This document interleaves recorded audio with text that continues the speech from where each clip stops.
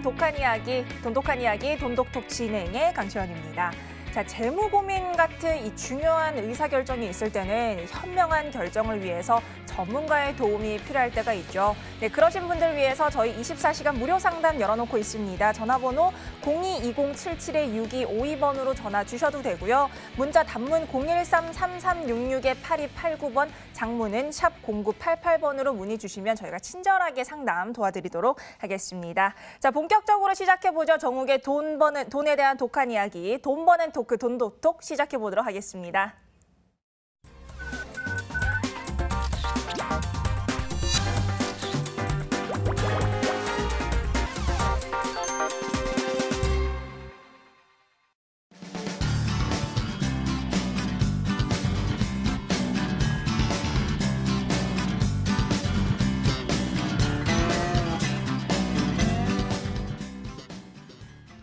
네, 돈에 대한 독한 토크 나눠주실 분이죠. 재무 전문가 정욱 소장님 나와 계십니다. 네, 소장님 안녕하세요. 안녕하세요. 네, 저희 이렇게 또 일주일 만에 뵙게 됐는데 저희 오늘도 좀 본격적인 코너 시작을 해보기 전에 부자가 되고 싶은 시청자분이라면 꼭 놓치지 않아야 할 이번 주 이슈 어떤 게 있을까요?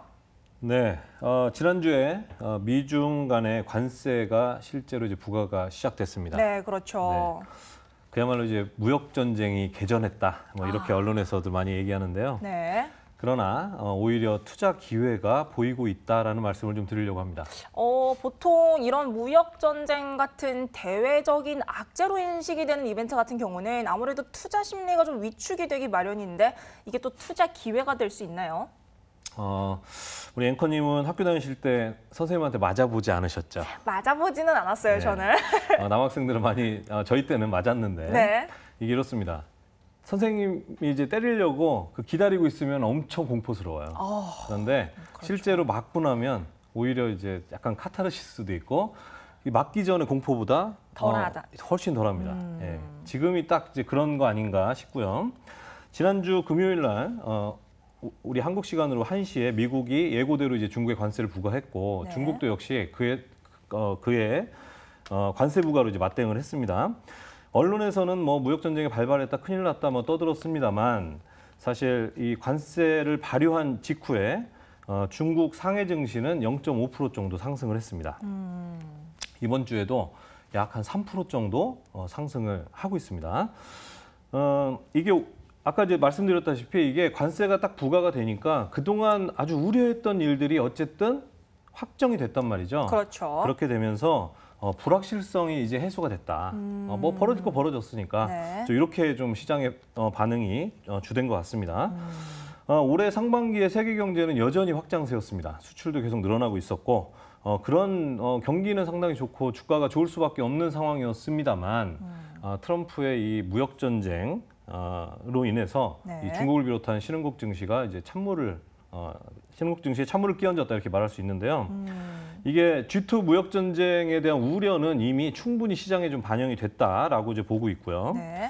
오히려 불확실성이 해소되면서 중국 증시는 그 사이에 계속 좀 하락을 하면서 2015년 이후에 최저점 수준 가까이까지 좀 떨어졌습니다. 네. 그러다 보니까 이제 저가 매수의 기회다라는 거, 그리고 중국 당국이 어쨌든 부양책을 쓸 거다라는 기대까지 이제 섞여서 증시가 이제 부양되는 모습을 지금 보이고 있는 걸로 보입니다. 네. 트럼프 입장에서는 이 중국과의 무역 전쟁을 사실 11월에 있을 중간 선거를 위해서 이제 활용하고 있는 측면이 큽니다. 우리 미국이 아메리카 퍼스트를 이제 외치면서 미국을 위해서 나는 강하게 나간다 뭐 이런 건데 네. 그렇다고 해서 이런 정책으로 인해서 미국 경제가 타격을 입는 건 그거는 선거에 좋지 않겠죠. 그렇죠. 예, 지금 관세를 막 부과를 하면 사실 이제 미국의 수입 물가가 올라가기 때문에 부담이 되는 측면이 있어요. 네. 그래서 지금 딱 금요일 날 관세 부과하고 나서 미국과 중국 양국이 뭔가 조금 좀 이렇게 좀 협상을 해갈 어떤 그런 제스처를 네. 좀 보여주고 있습니다. 그래서 지금은 오히려 중국 증시 쪽에 투자할 수 있는 기회가 다시 온 거 아니냐 네. 이렇게 보이고요. 네. 우리 고객님들 많이 갖고 계신 변액보험 중국 펀드 많이 갖고 계실 텐데 상처를 좀 상반기에 입으셨을 거예요. 근데 오히려 지금 중국 증시, 중국 펀드로 네. 추가 납입까지 오히려 적극적으로 고려해 볼 만하지 않느냐, 네. 좀 이렇게 보고 있습니다. 네, 이렇게 미중 무역 전쟁 개전이 투자 기회가 될 수 있다라는 이슈 저희 한번 살펴봤습니다. 자, 그럼 저희 본격적으로 독한 토크 나눠봐야겠죠. 자, 오늘의 돈독한 토크 주제 무엇일지 화면으로 확인해 보도록 하겠습니다.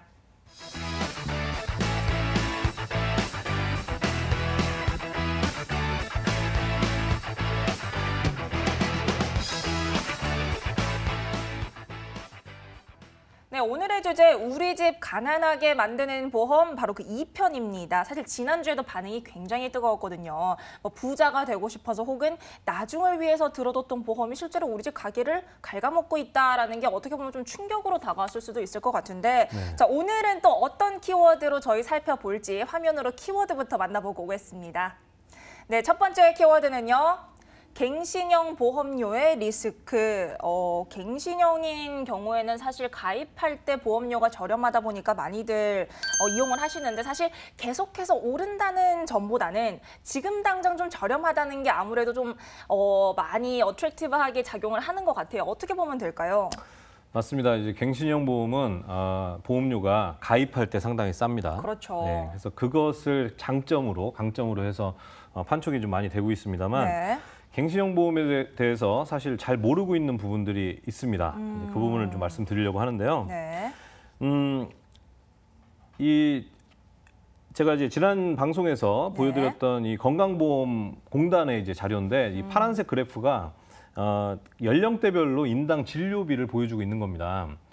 이게 나이를 먹을수록 네. 연령이 올라갈수록 당연히 어떤 병원에 갈 위험이 커지는 거죠. 그렇죠. 그럼 갱신형 보험이라는 건 이렇게 위험이 커지면 그에 따라서 보험료를 올리는 것을 얘기를 합니다. 네. 자, 그런데 이제 뭐 반대되는 개념으로 비갱신형 보험이 있죠. 비갱신형은 이렇게 전 연령에 대해서 그 위험을 평균을 내서 이 보험료를 평균으로 책정을 했다. 뭐 이렇게 보시면 될 텐데 네. 이 비갱신형 같은 경우에는 납입 기간이 딱 정해져 있습니다.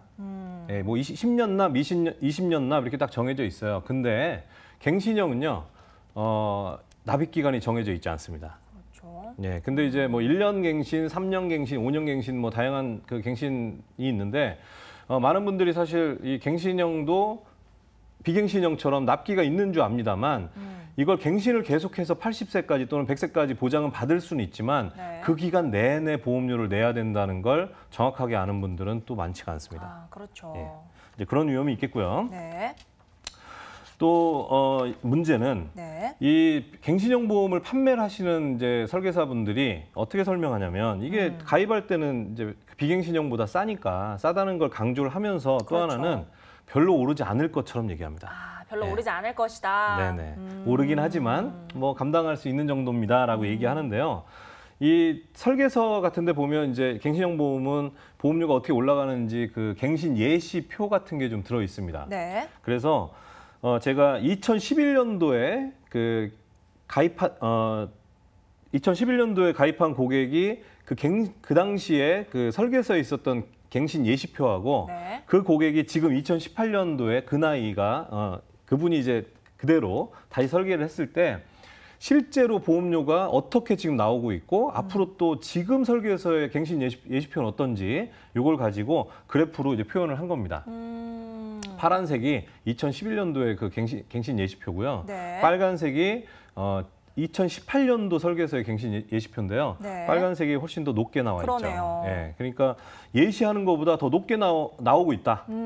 앞으로는 뭐 어떻게 될지 모르겠습니다만 네. 이런 추세대로라면 계속해서 보험료가 더 많이 올라갈 가능성이 상당히 큽니다. 네. 그래서 이 갱신형 보험은 이렇게 말할 수 있겠습니다. 앞으로 얼마나 오를지 모를 그 보험료를 내가 보장받고자 하는 이 긴 기간 동안 계속해서 내야 된다라는 새로운 위험을 안게 된 것 아닐까 네. 이렇게 말씀드릴 수 있습니다. 그렇죠. 지금 당장 저렴하다고 해서 많은 분들이 갱신형 보험 이용하고 계시지만 그 안에 이런 리스크도 있다는 점 잘 알아두시면 좋을 것 같습니다. 자, 저희 다음 키워드 살펴보고 오겠습니다. 두 번째 키워드는요. CI 보험이 가진 문제라는 키워드인데 뭐 CI 보험이라고 하면 저도 자세히 알지는 못하지만 중간에 사망 보험금을 좀 받을 수 있는 그런 보험이죠. 사실 이거에 대해서 득과 실에 대해서 굉장히 얘기가 많은데 어떤 내용일까요? CI 보험이라는 건요 일종의 종신보험입니다. 네. 그러니까 종신보험의 일종인데 선지급형 종신보험이라고 할 수 있어요. 치명적인 질병이 발생하면 사망보험금의 50%에서 80% 정도를 먼저 지급하고 나머지는 이제 네. 실제 사망할 때 지급하겠다 뭐 이런 이제 보험이고요. 네. 이 사망 확률이 높은 어떤 치명적인 질병 상태가 됐을 때 미리 사망보험금을 받아서 치료에 전념해라. 뭐 이런 취지의 상품입니다. 뭐 취지는 굉장히 좋아요. 네네 이렇게만 보면 뭐 괜찮습니다. 네. 근데 문제가 아주 많습니다. 아. 일단 CI 보험은 이 크리티컬 일리스라고 이제 표현을 하는데요. 네. 중대한 질병 뭐 이렇게 이제 우리나라에서는 해석을 많이 하지만 사실 중대한이라기보다는 치명적인이라고 해석하는 게 좀 더 옳지 않을까 생각하는데요. 치명적인 질병에 대해서만 보상을 하기 때문에 보상받기가 쉽지 않습니다. 암이든 뭐 뇌졸중이든 급성심근경색 이런 거 걸리시면 다들 본인이 치명적이라고 생각하시겠죠. 그렇죠. 네. 네. 보험을 정확하게 알지 못하는 약관 내용을 정확하게 뭐 당연히 외울 수 없는 이제 고객들, 네. 환자들 입장에서는 뇌 질병은 치명적인데 보험이 이 CI 보험이 규정하는 치명적인 거에 해당이 되지 않는 거예요. 그래서 지금 화면에 나가고 있습니다만 네. 약관상에 이 예시인데요. 중대한 급성심근경색이 이 중대한 급성심근경색에 네. 해당되려면 화면에 나가고 있는 4가지 조건이 모두 충족돼야 됩니다. 뭐 하나만 두 개만이 아니고 모두 다. 네네. 뭐 다양한 경우가 있을 수 있는데 그렇죠. 이 4가지가 다 충족이 돼야지만 인정을 받을 수 있어요. 그러니 환자들, 가입자 그리고 가족들은 정말 되게 억울하다라고 그렇죠. 느끼기 십상인 겁니다. 네. 자, 그리고 이 두 번째로 이제 CI 보험의 문제는 가장 비싼 보험이다라는 겁니다. 네. 제가 이제 앞에 방송에서 종신보험에 대한 문제들을 상당히 말씀을 많이 드렸습니다. 네. 종신보험의 거짓말 해서 얼마나 보험료가 비싸고 여기 사업비며 이런 비용 항목이 3분의 1에서 뭐 절반 가까이도 된다는 이런 이제 말씀을 다 드렸습니다. 네. 그렇게 종신보험이 비싼데요. 이 CI 보험은 종신보험보다 30%에서 40% 정도 더 비쌉니다.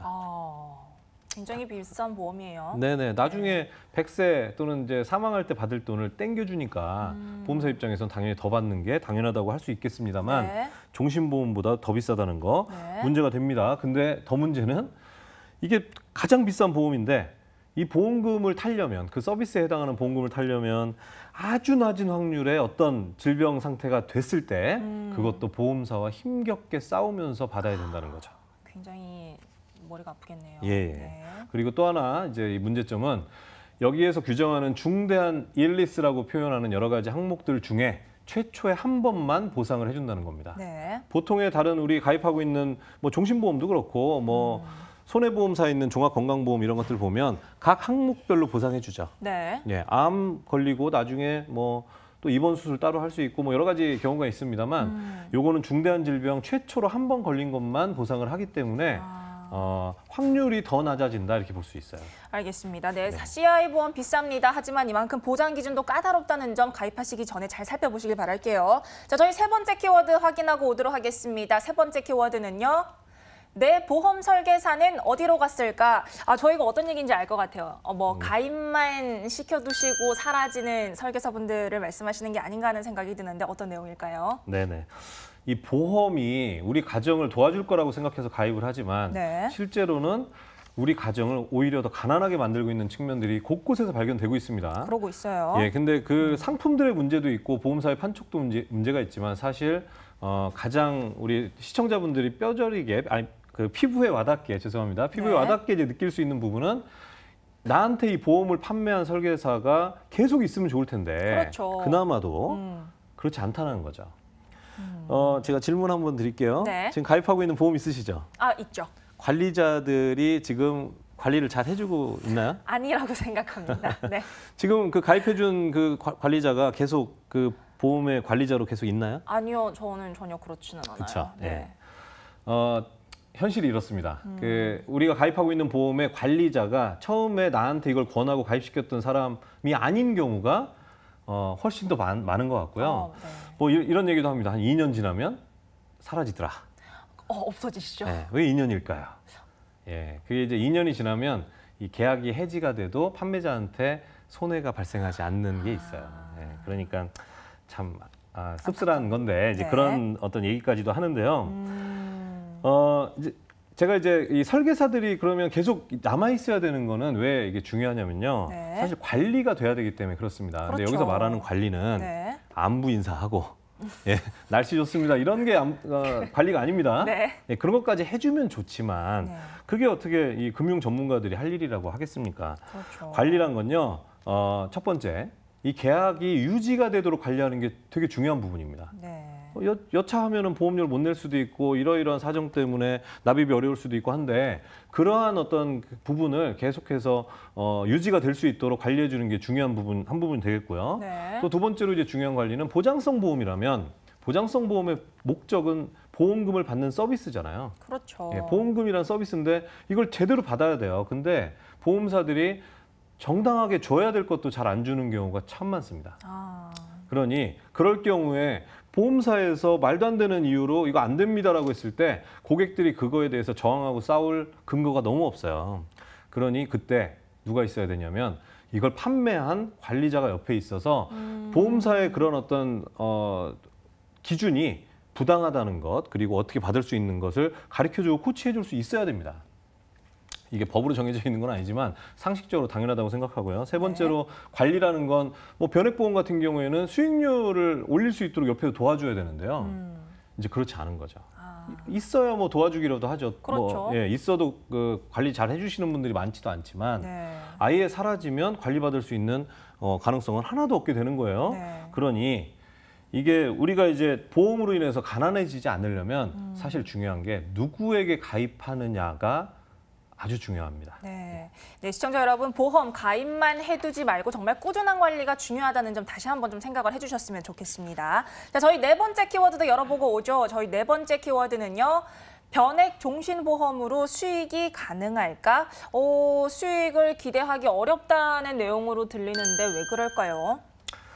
예, 최근에 변액 종신보험 판매가 상당히 늘고 있습니다. 예. 그 모 보험사의 네. 2016년과 2017년에 보장성 상품별 그 비중, 판매 비중을 한번 보시겠어요? 네. 자, 왼쪽에 있는 막대 그래프가 2016년도의 판매 비중인데요. 중간에 주황색으로 표현되어 있는 부분이 변액 종신입니다. 그리고 오른쪽의 막대 그래프에서도 마찬가지로 주황색 부분이 변액 종신인데요. 네. 맨 아래 있는 일반 종신은 줄었어요. 근데 반면에 변액 종신은 확 늘어났습니다. 그러네요. 예, 이게 늘어난 게 다 이유가 있는데요. IFRS 17이라는 국제 회계 기준이 곧 도입이 됩니다. 이 회계 기준이 도입이 되면 네. 보험사는 적립금으로 이 보험사 안에 들어있는 이 적립금에 대해서 그동안은 자산으로 잡았었는데 이제는 그 부분이 그대로 이제 부채로 평가가 됩니다. 네. 그럼 보험사의 이제 재정 안정성 이런 것들이 급격하게 이 도입만으로 흔들리게 되는 거죠. 신용도가 떨어진다 이렇게 보시면 되는데 네. 그러다 보니까 이 변액은 적립금을 펀드로 투자를 하는 거기 때문에 이 부분은 이 채무로 잡히는 부담이 훨씬 적습니다. 네. 네. 그래서 보험사 입장에서는 변액을 팔아야 되고요. 그런데 변액 중에서도 수수료가 아주 많은 종신보험, 변액 종신보험을 팔아야 보험사가 상당히 유리해지는 거예요. 그렇죠. 수수료가 많으니까. 예, 그러다 보니까 이제 변액 종신보험의 판촉이 최근에 아주 집중이 되고 그것은 결과적으로 소비자 피해로 이어질 가능성이 높아졌다 이렇게 볼 수 있는데요. 네. 이 변액 종신보험이 그럼 뭐가 문제냐? 좀 몇 가지 말씀드리면 네. 제가 종신보험의 문제들 얘기했던 게 그대로 적용되는 부분이 있습니다. 고객이 낸 돈에서 3분의 1 정도 또는 그 이상 절반 가까이를 사업비 그리고 위험보험료로 떼고 나머지가 적립이 됩니다. 보장성 상품이에요. 네. 그런데 변액이 붙어 있으니까 마치 적립되는 데에 펀드로 투자가 돼서 수익이 많아질 것 같은 그런 느낌이 들죠. 들죠. 그런데 투자가 되는 부분이 낸 돈의 아주 일부이기 때문에 일단 여기서부터 좀 한계가 있고요. 두 번째, 매우 제한된 펀드들을 갖고 있습니다. 네. 일반 변액, 그 저축성 변액에 비해서 변액 종신보험은 펀드가 단 몇 가지, 네. 한 10가지도 채 안 되는 경우가 대부분이고요. 이렇다 보면 시장의 여러 가지 변화에 이 제한된 숫자의 펀드들로 대응하기가 상당히 힘들고요. 네. 그리고 또 문제가 변액 종신은 어쨌든 그 적립금으로 나중에 사망하면 이 적립금까지 보태서 사망보험금으로 보험으로 지급을 합니다. 네. 사망보험금 따로, 적립금 따로가 아니에요. 이거는 그래서 보험사 입장에서 만약에 투자하다가 이게 손실이 커지면 보험금 지급할 때 부담이 돼요. 보험금 지급은 약속이니까. 그렇죠. 그러다 보니까 이게 이 적립금이 손실이 안 나도록 펀드를 구성해 놓는 거예요. 그래서 채권이나 현금 이런 안전자산의 50%는 반드시 투자하게끔 해놓습니다. 네. 그 얘기는 수익이 안 난다는 얘기입니다. 그렇죠. 예, 손실이 없으면 수익도 안 나는 거고요. 네. 그리고 마지막으로 진짜 전문가라면 저는 변액종신을 팔지 않을 거라고 생각을 해요. 왜냐하면 네. 이 변액이라는 건 관리가 중요한데, 그렇죠. 예, 그리고 관리를 해서 수익을 내려면 저축성 변액이 훨씬 유리한데 변액종신을 팔까? 저는 그렇게 생각합니다. 그렇기 때문에 네. 진짜 전문가가 아니라고 한다면, 가정을 한다면 네. 이 옆에서 그 관리자가 있다 하더라도 뭔가 도움이 되기는 어려울 거다라는 거죠. 네. 자, 그런데 자, 제가 지금 여러 가지 이제 이 변액종신이 수익이 날 수 없는 이유를 말씀드렸는데, 네. 제가 이제 모 보험사의 공시실, 홈페이지 공시실에 들어가서 이 최근에 잘 팔리고 있는 상품의 이 변액종신 상품의 이 구조를 그린 것을 갖고 온 거예요. 네. 자, 그런데 제가 말씀드렸다시피 맨 왼쪽에 이 사업비와 위험보험료에서 비용 항목으로 30~40%를 차감을 하고요. 그리고 그 나머지가 이제 적립이 되는데, 맨 위에 보면 채권형이라고 있습니다. 이 채권형의 50% 이상 의무적으로 투입을 해야 됩니다. 안전해 보일 수는 있지만 수익이 안 나겠죠. 그렇죠. 예. 앞에서 사업비 저렇게 잔뜩 떼놓고 수익이 안 나면 어떻게 하겠습니까? 그러면 그 아래쪽에 있는 펀드들 쭉 보시면 일반 주식형 펀드부터 삼성그룹 주식형까지는 이게 국내 대형주에 주로 투자를 하는 펀드들로 쭉 그냥 집중이 돼 있어요. 그러네요. 그리고 그 아래 두 가지는 미국에 좀 주로 투자가 되는 펀드들이고요. 마지막에 두 가지는 국내 안전자산, 그러니까 네. 단기 채권 자산이라든지 뭐 이런 거에 30에서 70% 이상 투자하도록 되어 있습니다. 그러니까 맨 아래 거는 수익 내기가 어렵고, 맨 위 것도 수익 내기 어렵고, 중간에 있는 건 한국 아니면 미국인데, 미국 증시가 무너지면 한국 어떻게 됩니까? 같이 무너지죠. 같이 무너집니다. 네. 그러니 이런 구성 가지고 시장에 대응할 수 있겠느냐? 라는 거죠. 네, 변액 종신보험 최근 판촉이 많이 되고 있는 만큼 정말 내 가게에 도움이 되는지 꼭 한번 잘 따져보시길 바랍니다. 네, 저희 마지막 키워드 확인하고 오겠습니다. 마지막 키워드는요, 간병보험으로 저축을 한다고 라고 나와 있는데, 뭐 저축이라고 하면은 당연히 돈이 모이고 수익이 나야겠죠. 근데 간병보험으로 저축이 되나요?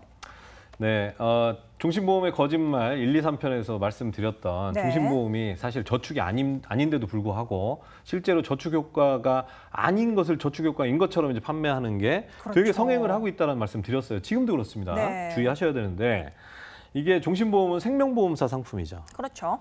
손해보험사에서 이런 판매 방식이 부러웠던 것인지, 손해보험사에 있는 고유한 상품을 가지고 그 유사한 판매 컨셉을 이제 이용하는 그런 사례들이 있습니다. 네. 물론 종신보험을 저축으로 파는 것처럼 저축 효과가 대단하다 이렇게까지는 아니지만, 네. 일정 시간이 지나면 원금을 돌려준다. 일정 시간 여기서도 상당히 깁니다. 근데 이제 원금을 돌려주니 어떤 보험금을 받아야 될 상황이 되면 보험금 받고, 아니면 원금 주니까 좋지 않느냐. 그렇죠. 이런 식으로 이제 판촉을 해요. 근데 종신보험에서도 말씀드렸다시피 20년, 30년 돼서 원금이라는 것은 사실 원금이 아닌 거죠. 돈 가치는 완전 쪼그라들어 있는 거기 때문에 네. 이게 아주 긴 기간 뒤에 원금 돌려준다라는 거, 이 사례에서는 보시면 이제 24년째 원금 도달합니다. 네. 실제 가치는 원금의 화폐 가치는 절반 이하로 떨어져 있죠. 네. 그러니 이런 거를 내가 본전을 찾는다, 이런 개념으로 생각하시고 가입을 하시면 상당히 낭패가 되시고, 이런 것들이 우리 가정을 오히려 가난하게 만드는 것 아니냐, 이런 말씀을 드려봤습니다. 네, 지금까지 저희 돈독한 토크 이렇게 우리 집 가난하게 하는 보험 2탄까지 만나봤는데요. 미래를 위한 투자라고 생각했던 보험이 정말 우리 가게를 갉아먹고 있지는 않은지 다시 한번 살펴보시면 좋겠습니다. 네, 지금까지 돈독한 토크였습니다.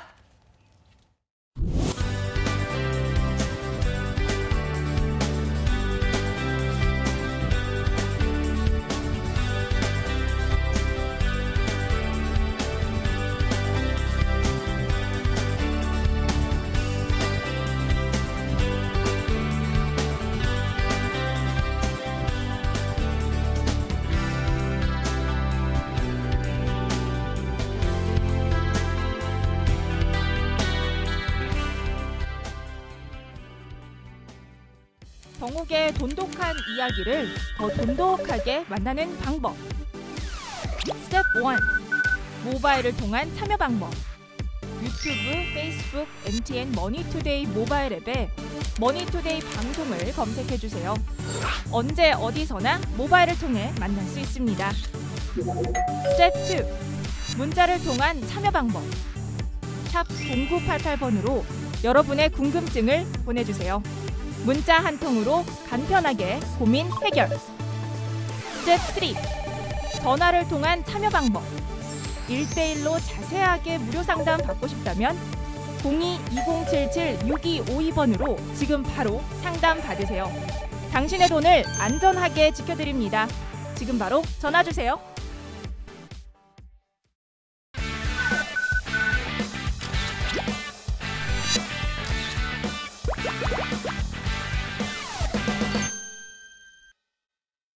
당신을 성공시켜야 성공하는 남자 정욱입니다. 오늘은 내 변액 보험을 부탁해 2편을 말씀드리겠습니다. 지난주에 변액보험에 대한 오해를 불식하고 여러분들의 소중한 자산 도구가 될 수 있기를 바란다는 말씀 드렸는데요. 오늘은 이 변액보험을 수익률을 높이기 위해서 관리를 할 수가 있는데 그 관리하는 방법들이 어떤 것인지 그 사례들과 함께 살펴보도록 하겠습니다. 변액보험은요,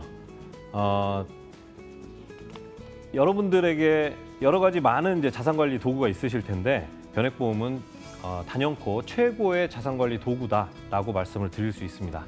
실제로 그렇게 자산관리를 하고 수익률을 높이는 데 잘 이용을 하고 있는데요.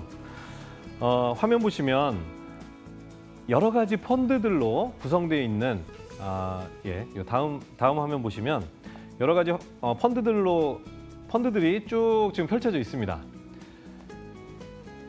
한국에서부터 이머징 마켓 그리고 미국을 중심으로 한 선진국까지 시장이 쭉 분포되어 있고요. 아래 축은 채권형 자산부터 주식형 자산까지 이 스펙트럼을 좀 보여주고 있는 그런 이제 맵 또는 그래프라고 볼 수 있는데요.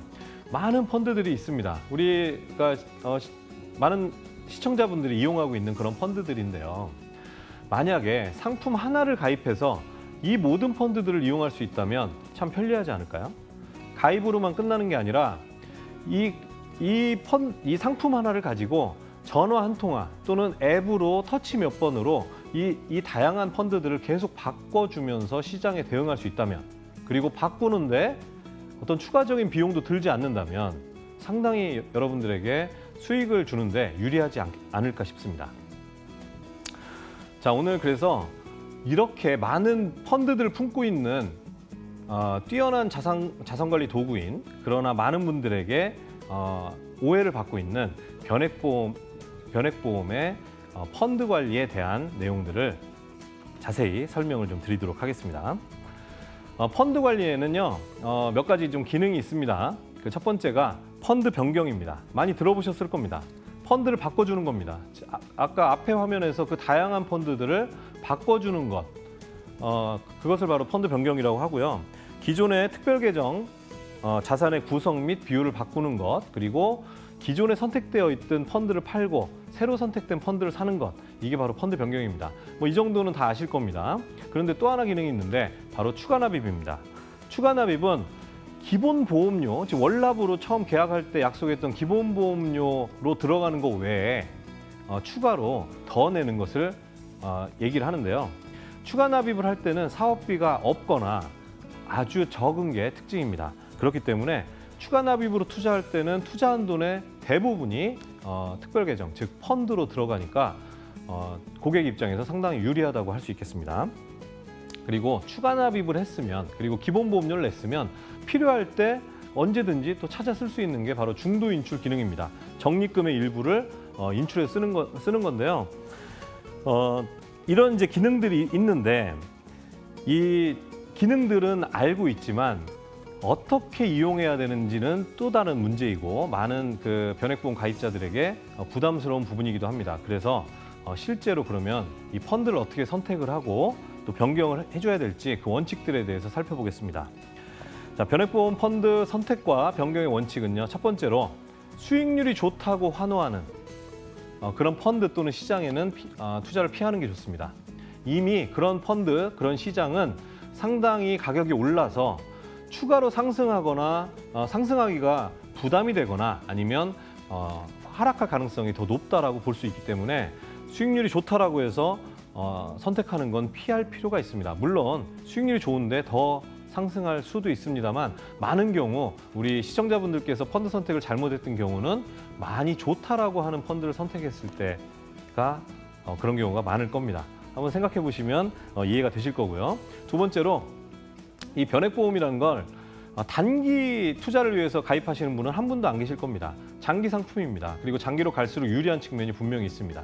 그런데 이 펀드 변경은 단기의 변화에 이끌려서 변경하는 경우가 많습니다. 그러니 상품은 장기 상품인데 단기로 어떤 변화를 주다 보니까 장기 상품의 효과를 얻지 못하는 경우가 더 많아집니다. 그리고 세 번째, 글로벌 경제 위기 정도의 큰 위기가 아니면 채권형 펀드는 쳐다보지 말아라고 말씀드리고 싶습니다. 모든 금융 투자는 이 변액보험도 마찬가지고 수수료를 많이 내게 됩니다. 수수료를 내기 때문에 꼭 변액보험 아니라 일반 펀드든 많은 투자들이 수수료를 부담해가면서 수익을 내야 되기 때문에 일정한 수준 이상의 수익률을 꾸준하게 낼 수 있어야 됩니다. 저는 그래서 한 5, 6% 정도 수익은 항상 기대를 하고 목표를 해야 된다, 기본으로 이렇게 말씀드리는데요. 채권형을 계속 갖고 가게 되면 그 수익률을 그만큼 올리기가 부담이 되겠죠. 채권형은 안전하긴 하지만 수익이 잘 없으니까요. 그래서 채권형은 아주 위험할 때 방어 목적 아니면 내 변액보험에 구성을 하는 데는 잘 쓰지 않는 게 좋고요. 5년 이상 보유할 펀드를 선택하고 5년 이상 실제로 보유를 하셔야 됩니다. 그리고 제발 부탁드리는데 우물안 개구리가 되지 않았으면 좋겠습니다. 여러분들 변액보험 가입하시고 그 안에 아까 보셨다시피 10가지 또는 뭐 30가지가 넘는 펀드들이 들어있습니다. 전 세계에 아주 다양하게. 그런데 주로 국내 주식형 펀드에 펀드를 구성해서 투자를 하고 계신 경우가 많습니다. 예, 더 이상 우물안 개구리가 되지 말고 다양하게 시장을 볼 수 있었으면 좋겠습니다.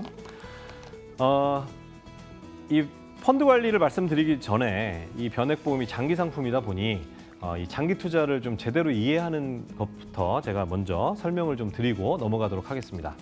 자, 이 지금 화면에 보시는 그래프에 실제 밑에 깔려 있는 그래프는요, 2010년도부터 2016년도까지 중국 상해 주식시장의 그래프를 변동을 보여주고 있습니다. 그런데 2016년도부터 만약에 우리 시청자님께서 적립식으로 중국에 투자했다고 하면 어땠을까요? 계속 꾸준히 한 3년 이상 하락하고 있죠. 예. 그래프의 중간 이상까지 계속 하락하고 있습니다. 그러면 고객님들은 불안할 수 있습니다. 그런데 이 투자가 잘못된 건지 한번 살펴보겠습니다. 만약에 여기 녹색 선으로 중간에 우상향되는 이 점선이 쭉 있는데요.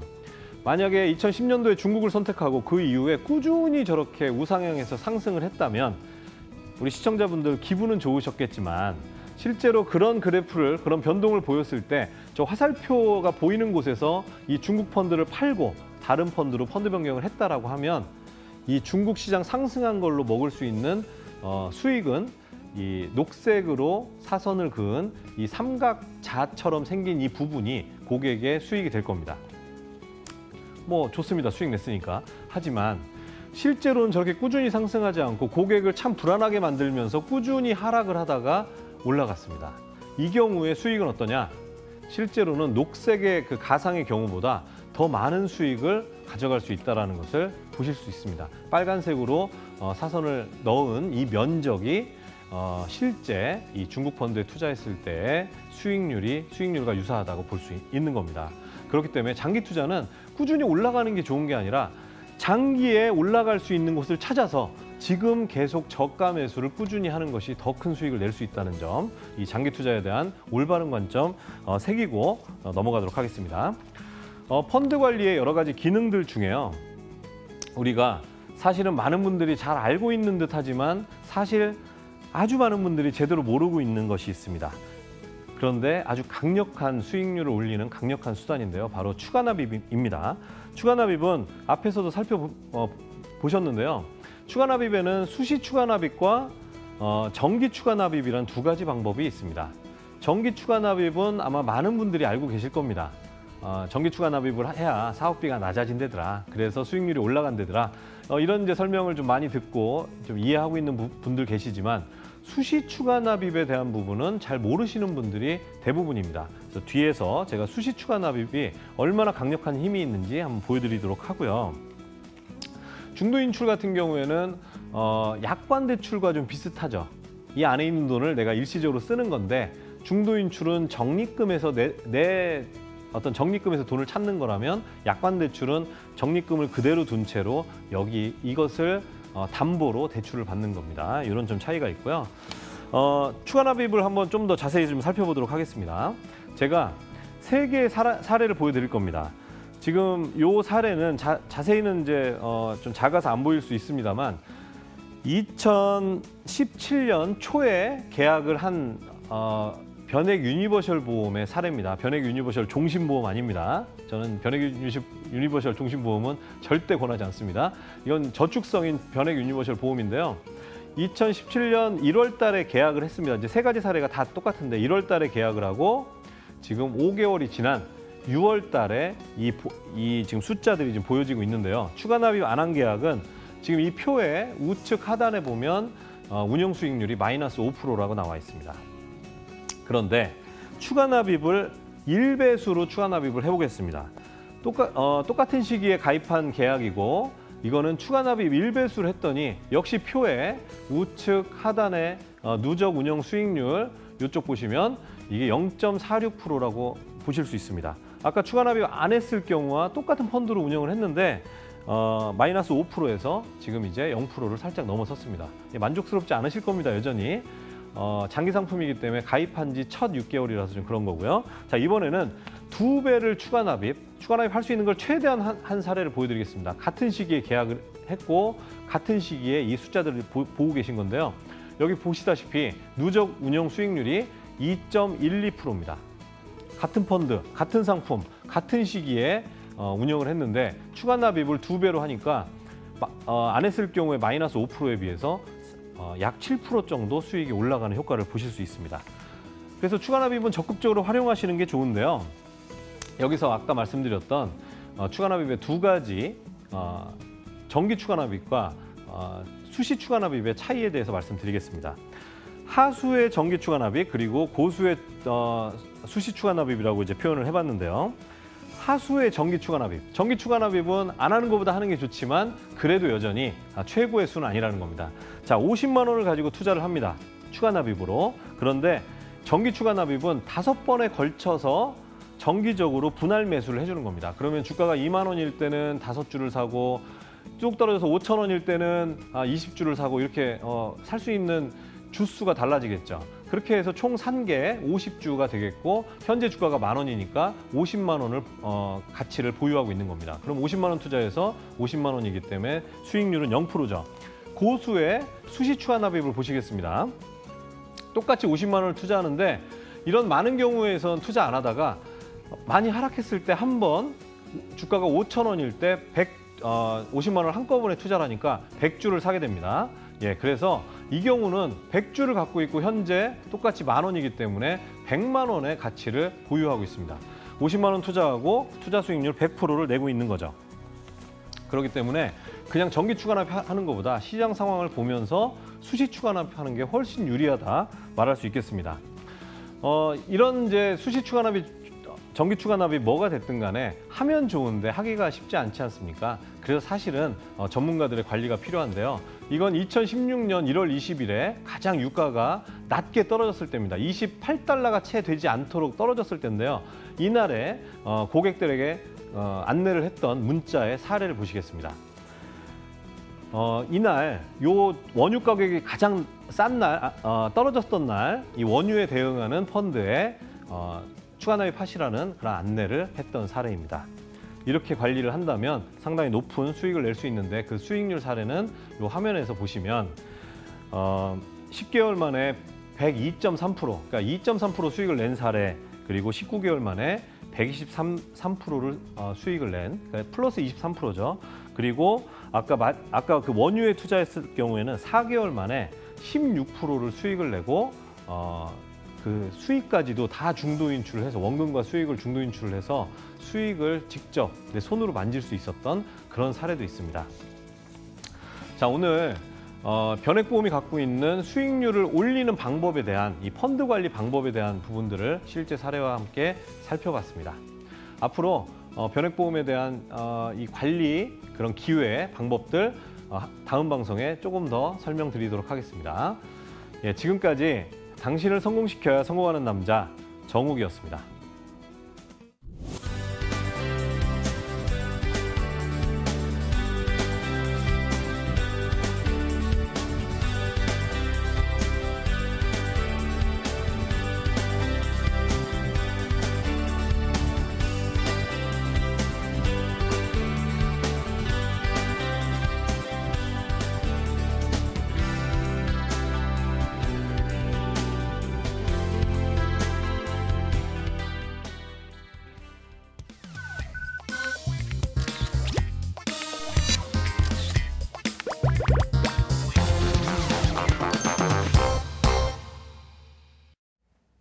정욱의 돈에 대한 독한 이야기, 돈독한 이야기 함께 하고 계십니다. 네, 저희 24시간 무료 상담 열어놓고 있는 거 아시죠? 지금 화면으로 전화번호 그리고 문자 상담번호 함께 나가고 있으니까요. 언제든지 궁금한 점 있으시면 문의 주시면 되겠습니다.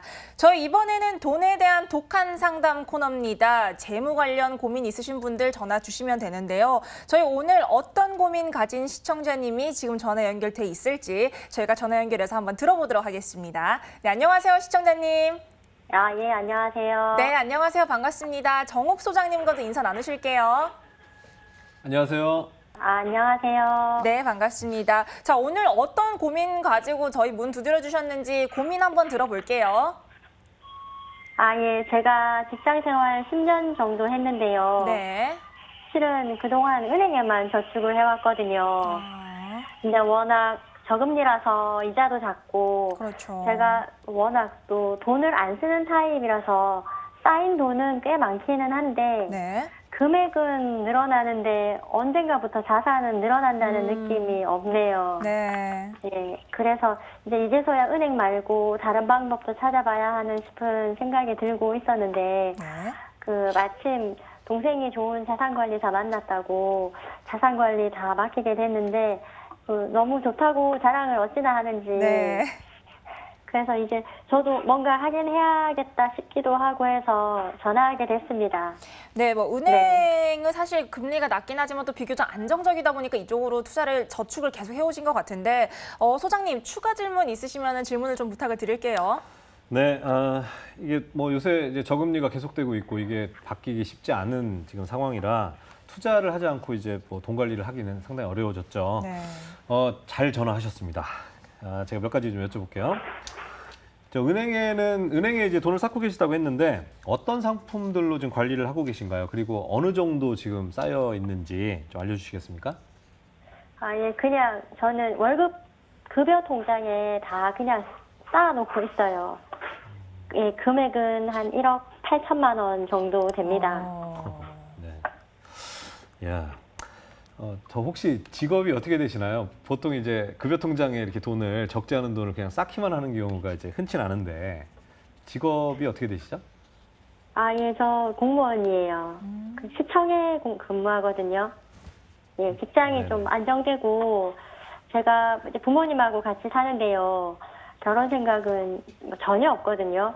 네, 그러다 보니까 돈은 모으고 관리해야 되겠다는 생각을 안 했어요. 그런데 이제 40대를 바라보게 되니까 노후 준비는 제대로 해놔야 되겠다 생각은 좀 하게 되더라고요. 근데 워낙 또 수명도 길어지니까 정년퇴직하고도 한참을 좀 살아야 된다 생각하니 이제 마냥 좀 느긋할 수만은 없겠더라고요. 네네. 뭐 이제 공무원분들도 가장 안정적이라는 공무원분들도 이제 노후라든지 미래 걱정을 좀 안 할 수가 없는 상황이죠. 그렇죠. 자, 그러면 이제 동생분이 자랑했던 그 자산관리사에게 좀 소개받아서 상담을 받지 그러셨어요? 실은 제가 재작년인가 그 재무설계사라는 분 소개받아서 상담을 한 적이 있어요. 근데 그분 처음에 뭐 엄청 다 해줄 것처럼 그러더니 결국에는 10억짜리 조심보험 가입하라 그러고 결혼도 안 한 사람한테 사망보험금 10억이 아니 무슨 소용이래요? 네. 실비보험에 온통 보험만 가입시키더니 가입하고 나니 연락도 안 되고 회사에 물어보니 그만뒀다 하고. 그래서 저도 그 동생에게 좀 조심하라고 그렇게 했어요. 예, 참 안타깝습니다. 그런 분들 사실 많기는 합니다. 뭐 그렇게 이제 불신이 쌓여왔는데 그래도 진짜 좀 제대로 하려는 분들 많이 있으니까 뭐 너무 희망을 잃지 마시고 예, 알겠습니다. 네, 저희 지금부터 잘 수정님과 부탁드리겠습니다. 네, 함께 솔루션 네. 제공해 드릴 테니까요. 전화 끊으시고 화면으로 따라오시면 되겠습니다. 감사합니다. 예. 네. 자, 10년 차 직장이신데 꾸준히 은행을 통해서 저축을 해오셨어요. 사실 워낙 금리가 낮다 보니까 그죠, 자산이 는다는 느낌이 좀 안 들죠. 어떤 네. 솔루션 제공해드리면 될까요, 저희? 예, 공무원이신데 예, 뭐 안정적인 직장이다 보니 그냥 은행이나 이런 데가 그냥 편하다 생각하셨을 수도 있어요. 네. 제가 저금리의 위험성에 대해서 좀 말씀드릴게요. 이건 이미 아니다 이렇게 느끼고 계시지만 한번 제가 좀 더 짚어보겠습니다. 네. 보통 흔히 투자는 위험하고 은행은 안전하다 이렇게 얘기를 하죠. 그런데 이제 왜냐하면 이제 그 여러 가지 금융의 거짓말이나 무책임함 이런 것 때문에 사실 우리 시청자분들 금융 투자했다 손해 본 경험이 훨씬 더 많다 보니까 네. 투자는 위험하다 이렇게 느낄 수 있어요. 그런데 은행은 그럼 안전할까요? 자, 은행은 투자하면 한 2% 요새 이제 한 2% 내외 받습니다. 근데 이게 확실히 그러면 수익이냐 짚어볼 필요가 있습니다. 우리 물가가 계속 물가가 올라가면 돈 가치는 떨어지죠. 그렇죠. 우리 시청자분 지금 전화하신 분 물가 상승률을 몇 프로 정도로 그냥 예상하시는지 알 수 없지만 네. 예를 들어 물가 상승률을 한 5%다라고 본다면 2% 은행에서 이자 받아봐야 3% 손해 보는 겁니다. 그렇죠. 예. 그러니 저는 이제 물가 상승률이 은행 이자보다 더 높은 상황이라고 본다면 은행은 확실히 손해를 보는 게임이다. 네. 좀 이렇게 말씀을 드리고 싶고요. 네.